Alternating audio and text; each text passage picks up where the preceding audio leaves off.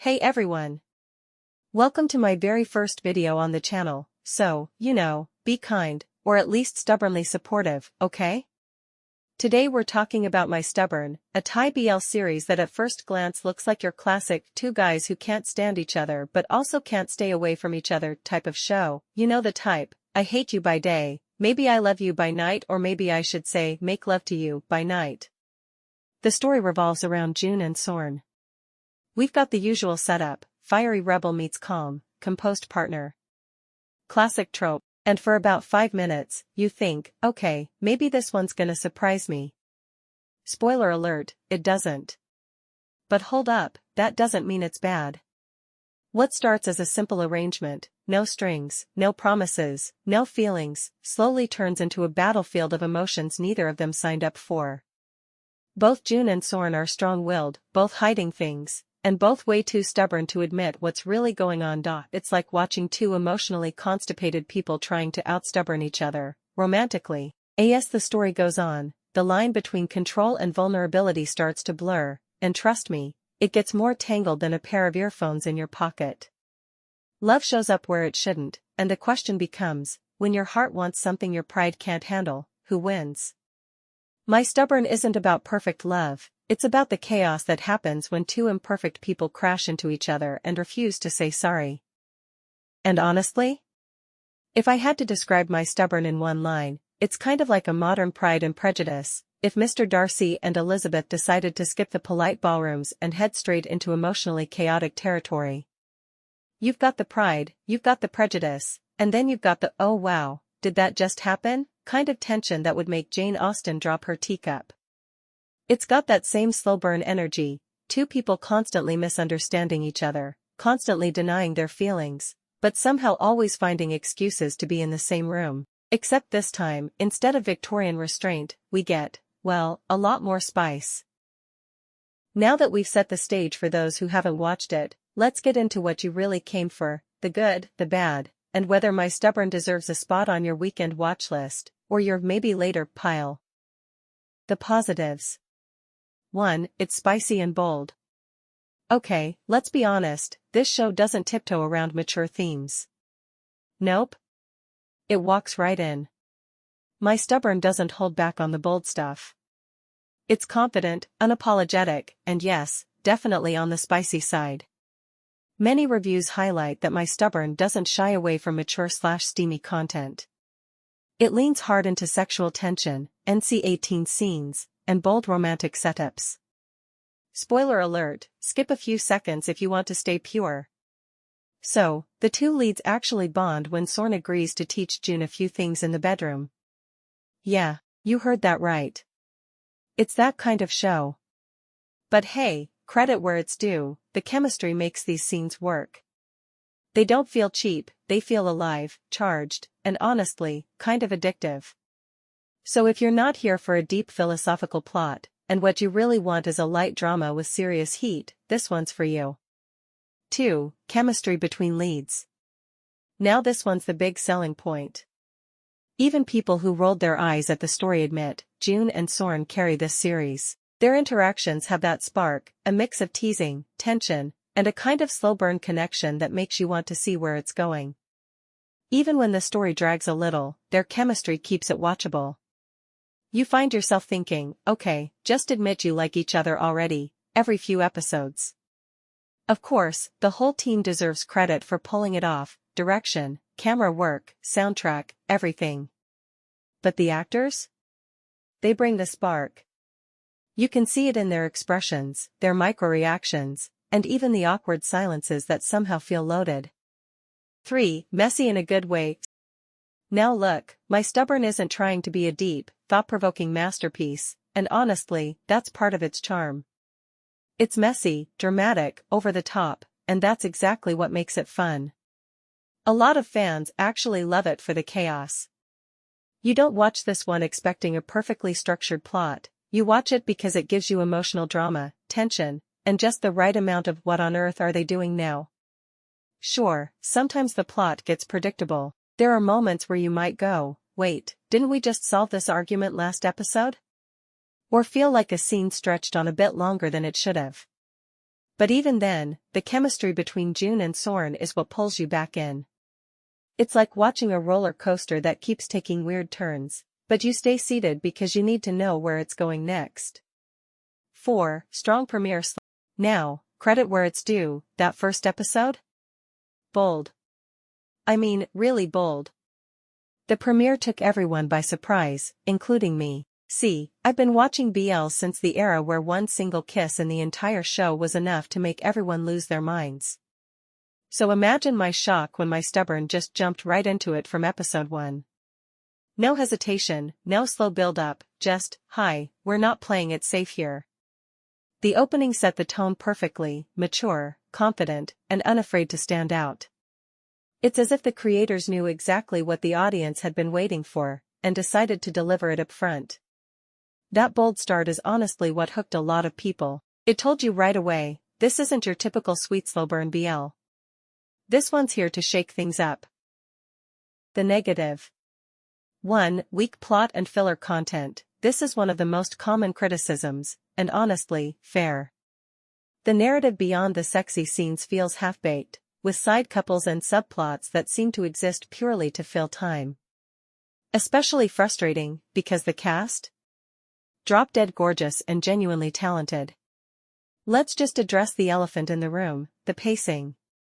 If you've ever wanted to watch a romance unfold in glacial slow motion, this is your show. Scenes drag longer than they should, testing your patience one stubborn stare at a time. Now, don't get me wrong, the leads do have chemistry. Their banter is playful, occasionally even sweet. But just when things start moving, the script swoops in like, nope. Let's add another misunderstanding. And another. And another. Before you know it, you're stuck in a loop of repetitive arguments that could have been solved in one simple conversation. 2. Character or subplot inconsistencies, the side characters? Background noise. They appear, drop a line, and vanish. It's as if the writers suddenly remembered that supporting casts are a thing. Some fans feel that side couples, like Ty and Champ, are weak, underwritten, or awkward in chemistry. And really, sometimes you just sit there wondering, why are these characters even here? It's like a kindergarten play where some kids are told, you'll be the tree. Their only job is to provide shade for the main leads, nothing more. And it's not the actor's fault, most of them are doing what they can. The issue lies in how the script treats them, appearing once, disappearing for episodes, and returning just long enough for you to say, oh right, they exist. 3. Overemphasis on NC or sexual content. Now, let's talk about the elephant in the room, the steam. Because oh boy, my stubborn isn't shy about turning up the heat. The show practically radiates 18+ energy, and while that's not a bad thing, it's kind of the only thing holding the whole house together sometimes. Don't get me wrong, the chemistry? Off the charts. The leads could probably sell air if they looked at each other long enough. But somewhere between the 15th lip bite and the 20th heavy breathing montage, you start realizing something, the show is using spice as scaffolding. Instead of building emotional depth, it keeps layering sensuality until you almost forget there was supposed to be a story underneath. And mind you, I'm not complaining about the spice, I'm asking for a balance between the spice and the main ingredient, which is the plot. Because it genuinely felt like the director just asked us to accept the side couples purely based on their steamy scenes. So when Ty proposed to Champ, or when Penny and Fut finally got together, I felt nothing. No butterflies, no a moment, just, oh okay, that happened. And that's a shame, honestly. These side stories had potential, but without emotional groundwork, they ended up feeling like fancy side dishes that never made it to the main course. It's clever though, how the show disguises that lack of depth, because the steamy scenes are so well executed that you almost don't want to complain. The cast deserves full marks, their effort, comfort level, and emotional delivery in those scenes are commendable. But if even 25% of that passion had been funneled into tighter writing or better character arcs, my stubborn could have blossomed into something whole and beautiful, not just a treat for the eyes and the loneliness. 4. Polarizing or cringe moments. Here's the thing, we all signed up for drama. No one came expecting slice-of-life realism. But sometimes, my stubborn forgets where the line is between emotional excess and unintentional comedy. There are moments so overblown you can practically hear the background music whisper, "Yeah, we went too far, didn't we?" Now, cringe isn't always bad, sometimes it's fun. But when you're watching a show for comfort, for that cozy serotonin of fictional romance, and it suddenly throws a tone-deaf scene at you, it snaps you right out of the spell. Especially during the office romance arc, a setup ripe for delicious tension, power play, character growth. Instead of exploring that, the show often defaults to, you know what this needs? Another makeout session. Don't get me wrong, some scenes do land like poetry. There's this one where the leads finally sit down, bruised hearts and all, to actually talk about what they mean to each other. The delivery? Perfect. The emotions? Raw. For a brief moment, my stubborn stops being fanservice and becomes storytelling. That scene hit harder than any kiss ever could, and it leaves you wondering, what if there were more moments like that? Because when this show slows down, strips away the heat, and lets its characters just feel, that's when you see what it could have been, not just a guilty pleasure, but something genuinely moving. The verdict. Visually? Oh, absolutely, the show looks great. Clean shots, soft lighting, that signature dreamy BL filter that screams "this is romance, please feel things." It's the standard Thai BL starter pack, but well executed. Problem is, pretty visuals can only take you so far when the story's moving slower than your Wi-Fi on a rainy day.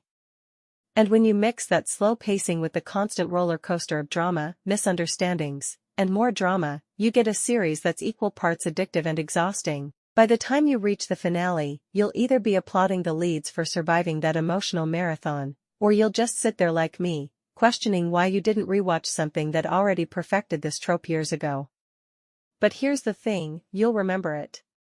Oh yes, you will. You'll rage at it, you'll laugh at it, you'll roll your eyes so hard you might see your brain, but you'll still remember it. And that, in itself, means it did something right. So, final verdict? My Stubborn is not unwatchable, far from it. It's got its charm, moments of real connection, and undeniable chemistry. But it's also frustrating, repetitive, and ironically, just like its title, it stubbornly refuses to be great.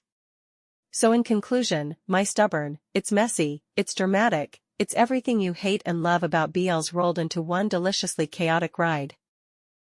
For entertainment, 7 out of 10. For plot or storytelling, 5 out of 10. For acting, 10 out of 10. Overall? A solid 6 out of 10, worth a watch if you're in the mood for spice, chaos, and a dash of emotional whiplash. The better. Alright, before we wrap up, let's do what I like to call the better, because as a creator, I feel it's my moral duty to tell you where to get your fix if you liked the idea of My Stubborn, but want something a little tighter, smoother, or just, better executed. For the friends with benefits trope, we need to discuss only Friends. Now, a quick warning, this one is not your lighthearted, popcorn drama. Nope. This one's going to mess with your head, your heart, and possibly your sleep schedule. It's intense, it's emotionally charged, and it doesn't hold your hand. But if you want something that really digs into the complications of physical intimacy and feelings, that's your show. And of course, Bed Friend. If you haven't seen this one, what are you doing? It's spicy, dramatic, and hits that balance that My Stubborn sometimes misses. Same FWB trope, but way more emotional depth and cleaner storytelling. Basically, My Stubborn walked so Bed Friend could sprint in heels. And with that, thank you so much for sticking around till the end. If you liked this review, don't forget to like, comment, and subscribe to Big Fan BL, especially if you want more chaotic BL reviews, recommendations, or just me overanalyzing fictional men. Also, drop your thoughts below. Did I miss a show that you think fits this vibe better? I'd love to check it out and maybe review it next. Until then, stay dramatic, stay stubborn, just not My Stubborn level stubborn, and I'll see you in the next video.